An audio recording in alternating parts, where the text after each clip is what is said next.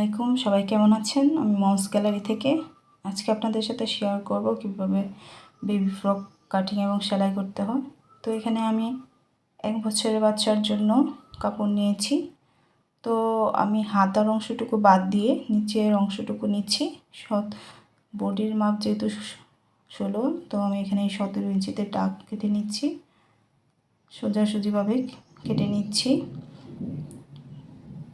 এখন কেটে নিচ্ছি, শুধু নিচের অংশটুকু, হাতার অংশটুকু পরে কাটবো। তো এখন আমি নিয়েছি হচ্ছে হাতার অংশটুকু। তো আমি হাতার জন্য নিয়েছি হচ্ছে 17, 16 পর্যন্ত রাখবো, আর গের নিচে হচ্ছে 2 ইঞ্চি। তো এখন আমি কেটে নিচ্ছি। দেখতে পাচ্ছেন ফিতাটি 8 পর্যন্ত রয়েছে, তো মাঝখান থেকে কেটে নিচ্ছি। এখন একটি দেখিয়ে দিচ্ছি এটা কীরকম হবে, ডাবল পার্ট করে সেলাই করে নিব। তো এখন এটা আমি দেখাচ্ছি যে কীরকম হবে জামাটা। তো রাবার অংশটুকু আমি কেটে দেখিয়ে দিচ্ছি। তো রাবারের অংশটুকু আমি নিচ্ছি হচ্ছে, যেহেতু বডির মাপ 20, আমি এখানে রাবার অংশ নেব 9।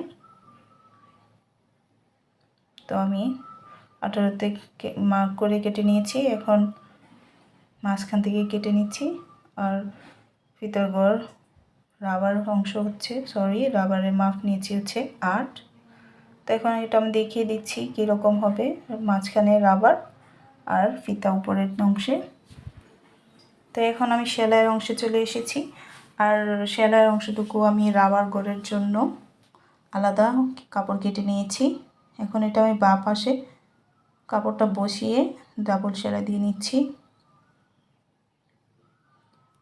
এখন সেলাইটিকে উল্টিয়ে, কাপড়টিকে উল্টিয়ে আঙুল দিয়ে চেপে চেপে ফিনিশিং করে নিচ্ছি এবং সেলাই করে নিচ্ছি। উল্টো পাশে ঘুরিয়ে সেলাই করছি। তো যদি ভিডিওটি ভালো লেগে থাকে লাইক, কমেন্টস এবং সাবস্ক্রাইব করে দেবেন, যেন পরবর্তীতে কোনো ভিডিও আপলোড করলে নোটিফিকেশন চলে যায় আপনাদের কাছে। তো এখন আমি রাবারের ঘেরটা মাপ রেখে আরেকটা সেলাই দিয়ে দিচ্ছি উপরের অংশে। তো এখন আমি রাবারটি ঢুকিয়ে নিচ্ছি একটা সেফটি পিন দিয়ে, দেখতেই পাচ্ছেন।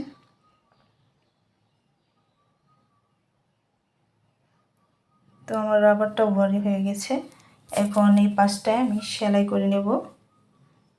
এটা ভুল ভিতরে ঢুকে গেছিলো, সেলাই দিয়ে নিলে ভালো হতো। তো আপনারা প্রথমে সেলাই দিয়ে নেবেন। তো আমি এখানে সেলাই দিয়ে নিচ্ছি, ডাবল চাপ সেলাই। তো এখন আমি চেপে চেপে রাবারটা সরিয়ে, কাপড়টা সরিয়ে আরেকটা সেলাই দিয়ে নিচ্ছি ওই পাশে।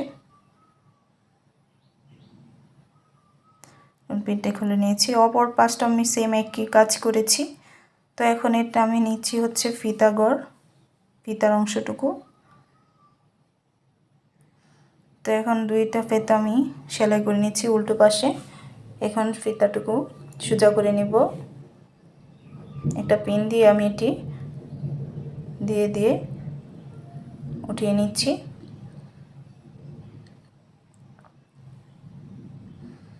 তো আমার যদি কোনো ক্ষেত্রে ভুল হয়ে থাকে ক্ষমা দৃষ্টিতে দেখবেন। আমি চেষ্টা করছি আমি যতটুকু জানি আপনাদের সাথে শেয়ার করতে।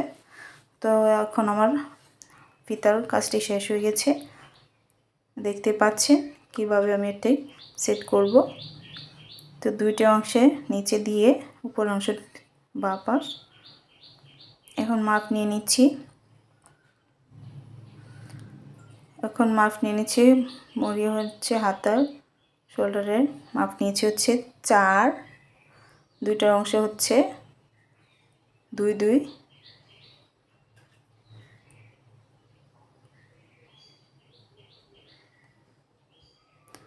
মাঝখানে গ্যাপটা 4 রেখে আমি সেলাই করে নিচ্ছি।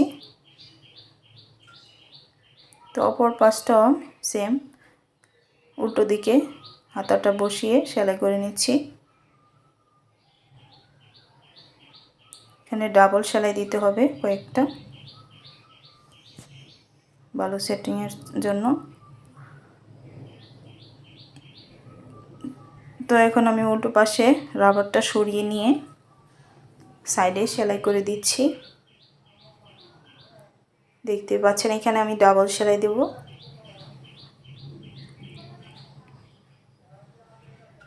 দুই পাশেই ডাবল সেলাই দিয়ে নেব।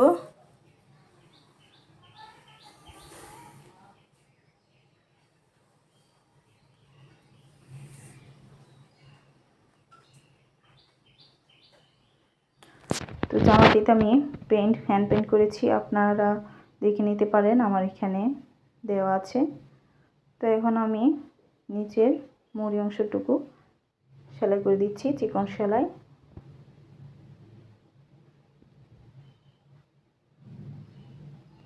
চিকনভাবে সেলাই করে নিচ্ছি টেনে টেনে।